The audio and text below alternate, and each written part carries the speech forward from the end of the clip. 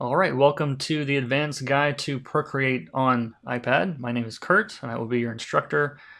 And this course is going to get into a lot of the really in-depth functionality in Procreate.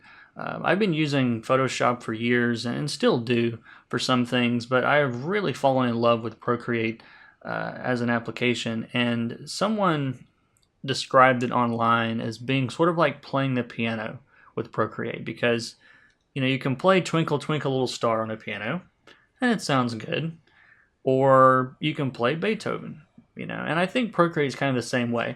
You can use the basic tools and get a whole lot done, but there's this whole other level of, gestures and swipes and techniques and things that are really not obvious unless you really spend some time in the app. And so I want to go over those in this course. And my goal with each technique and each trick that we go over is to, of course, describe how to use it, technically, and then give you some examples or multiple examples of how you can use this in your art.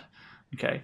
Now, this is not a how to draw, how to paint course. This really is about the UI and a user guide for Procreate. If you're new to digital art and you're looking for a way to get started, I would say to be sure that you check out the beginner's guide to digital art with Procreate, as I think the name of it, also, because that's really designed for someone brand new to art and brand new to working digitally. Maybe you're switching from traditional, whereas this is going to go into more depth into the technical tools that are available in Procreate.